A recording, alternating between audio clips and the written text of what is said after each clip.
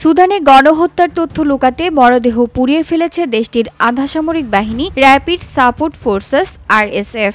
দেশটির একটি চিকিৎসা সংস্থা দারফুরে গণহত্যার প্রমাণ গোপন করার জন্য মৃতদেহ পুড়িয়ে বা গণকবর পুঁতে ফেলার মরিয়া চেষ্টা করছে বলে RSF এর বিরুদ্ধে অভিযোগ এনেছে।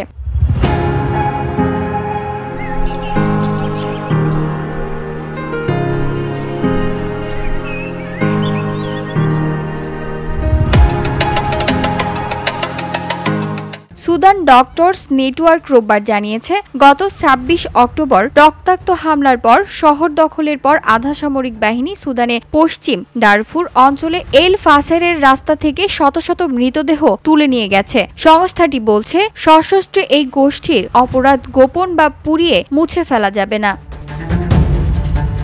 এল ফাসারে যা ঘটেছে তা কোনো বিচ্ছিন্ন ঘটনা নয়, বরং RSF এর একটি পূর্ণাঙ্গ গণহত্যার আরেকটি অধ্যায়। মৃতদেহ বিকৃত করা, পুড়িয়ে ফেলা বা গণকবর দেওয়া আন্তর্জাতিক ও ধর্মীয় রীতিনীতির স্পষ্ট লঙ্ঘন বলে এই বিবৃতিতে উল্লেখ করা হয়েছে। মর্গান বলেছেন, পালিয়ে আসা লোকজন আল জাজিরাকে জানিয়েছে, তারা RSF যোদ্ধাদের পোস্ট করা সোশ্যাল মিডিয়া ভিডিও থেকে তাদের স্বজনদের মৃত্যুর কথা জানতে পেরেছেন। এই গোষ্ঠীটি শহর দখল করার পর থেকে চরম সহিংসতার বেশ কয়েকটি ভিডিও সামাজিক যোগাযোগ মাধ্যমে ছড়িয়ে পড়েছে। VOD Bangla news desk.